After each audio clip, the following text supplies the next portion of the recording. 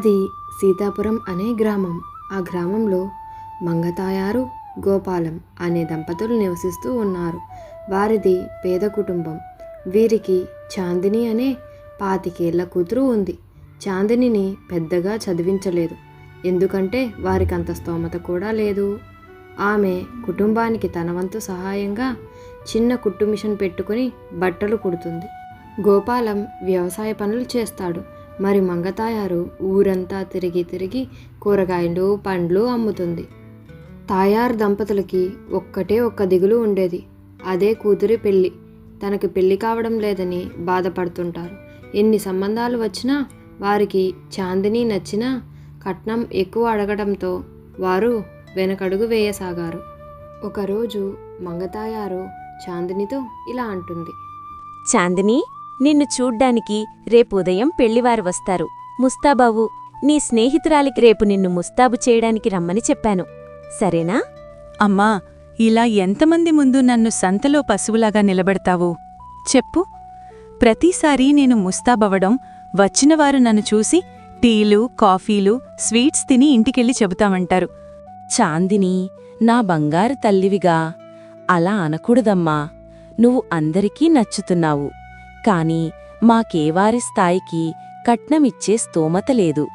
అయినా ఈసారి వచ్చేవాళ్లకి కట్నం అవసరం లేదంటలే తల్లి. అలా ఉదయం చాందిని పట్టుచీర కట్టుకుని అందంగా ముస్తాబవుతుంది. చాందిని స్నేహితురాలు స్వప్న ఇలా అంటుంది. కాదే, ఇంత అందం ఆ దేవుడు ఎవరికి రాసిపెట్టున్నాడో. ఖచ్చితంగా నీకే రాజకుమారుడో వస్తాడ్లే. ఊరుకోవే నువ్వు నీ పొగడ్తలు. అమ్మా నాన్నలకు నేనెక్కడ గుండెల మీద కుంపటిలా మారతానేమోనని భయం వేస్తుందే నాకు. అలా వారిద్దరూ మాట్లాడుకోసాగారు. పెళ్లివారు ఊరిలోకి వచ్చి ఒక కిరాణా దుకాణం దగ్గర వారి కారు ఆపి అక్కడున్న వ్యక్తితో అబ్బాయి ఇలా అంటాడు. అయ్యా, ఈ ఊరిలో చాందిని అనే అమ్మాయి ఉందిగా, ఆ పిల్ల ఎటువంటిది? ఆ పిల్లకేమి తక్కువయ్యా, బంగారు బొమ్మ కాని ఎన్ని సంబంధాలొచ్చినా కుదరడం లేదు. పాపం అలా అందరూ జాతకంలో ఏదో దోషముందనుకుంటున్నారు. అవునా? వివరాలు చెప్పినందుకు ధన్యవాదాలు. పెళ్లి చూపులకు వచ్చిన ప్రకాష్ తన తల్లి దగ్గరకు వెళ్ళి, అమ్మా, ఆ అమ్మాయి మంచిదే, కాని జాతకం బాగోలేదక. అవునా? దేవుని దయవల్ల ఎలానో ముందు తెలిసింది. పద, ఎలాగో ఇంత దూరం వచ్చాం కాబట్టి అమ్మాయిని చూసి వెళ్తాం. అలా ప్రకాష్ తన తల్లితో చాందిని ఇంటికి చేరుకుంటాడు. అలా వారు చాందినిని చూస్తారు. చాందిని బంగారు రంగు చీర కట్టుకుని బొమ్మలా ఉంటుంది. అమ్మాయి చాలా చూడముచ్చటగా ఉండే. అబ్బాయిని అడిగి ఇంటికి వెళ్లి కబురు పెడతాం. అలా వారు అక్కడి నుండి వెళ్ళిపోతారు. చాలా రోజులు గడుస్తాయి, కానీ ఏ కబురు అందదు. ప్రకాష్ వాళ్ళు స్వప్న ఇంటికి పెళ్లి చూపులకు వెళ్తారు. స్వప్న వాళ్ళ అమ్మ చాందినిని పిలుచుకు వస్తుంది, స్వప్నను ముస్తాబు చేసేటందుకు. చాందిని స్వప్నను ముస్తాబు చేస్తుంది. చాందిని వారిని చూసి చూడనట్టు అక్కడి నుండి వెళ్ళిపోతుంది.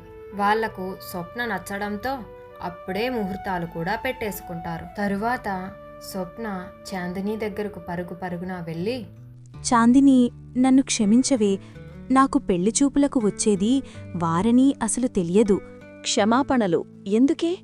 నాకు నీమీద కోపం లేదు. నువ్వేమీ బాధపడకు. నన్ను ఒక్క మాట కూడా అడగకుండానే మా వాళ్ళు ఈ పెళ్లి ఖాయం చేసేశారు. నీ మనసుకు లేకపోయినా నా మనసుకి బాధగా ఉంది. నీకు చూపులకి వచ్చినవాడు నన్ను పెళ్లి చేసుకుంటున్నాడు. అమ్మా స్వప్న, ఇవన్నీ మామూలే. అబ్బాయి చాలా మంచివాడు, మేమన్నీ కనుక్కున్నావు. అలా తాయారు సర్ది చెబుతుంది.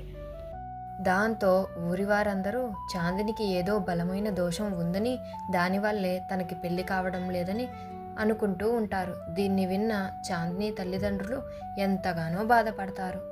ప్రకాష్తో స్వప్న పెళ్లి బాగా జరుగుతుంది. ఆ పక్క ఊరిలో భూపతి వర్మ అనే జమీందారు ఉండేవాడు. ఆయన మనమడు సిద్ధార్థవర్మ అమెరికాలో ఉద్యోగం చేస్తున్నాడు.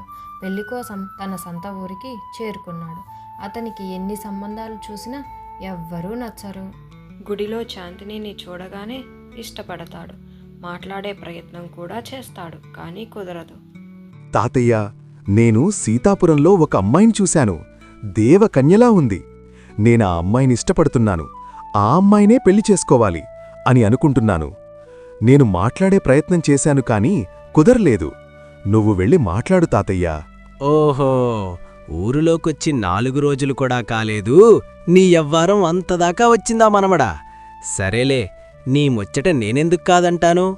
పెళ్ళిళ్ళు పేరయ్యకి చెప్తా. జమీందారు గారు పెళ్ళిళ్ళ పేరయ్యను పిలిచి విషయం వివరిస్తారు.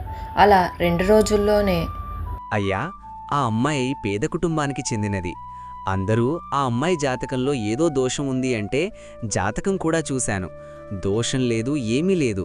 అది కేవలం పుకారు మాత్రమే. జమీందారు గారు పూలు పండ్లు తాంబూలాలతో చాందిని ఇంటికి చేరుకుంటారు. అమ్మా, తాయారు నా మనమడు మీ అమ్మాయిని గుడిలో చూశాడంట. చేసుకుంటే మీ పిల్లనే చేసుకుంటాడంట తల్లి. జమీందారి గారు, మీరేమో గొప్ప డబ్బున్నవారు, మేము పేదవారిమి. అమ్మా, మీరు మీ అమ్మాయిని పంపండి చాలు. అలా కొద్ది రోజుల్లోనే చాందినికి సిద్ధార్థవర్మతో ఘనంగా పెళ్లి జరుగుతుంది. దాన్ని చూసిన ఆ ఊరి వారందరూ చాందిని చాలా గొప్పదని, అదృష్టవంతురాలని చెప్పుకుంటారు.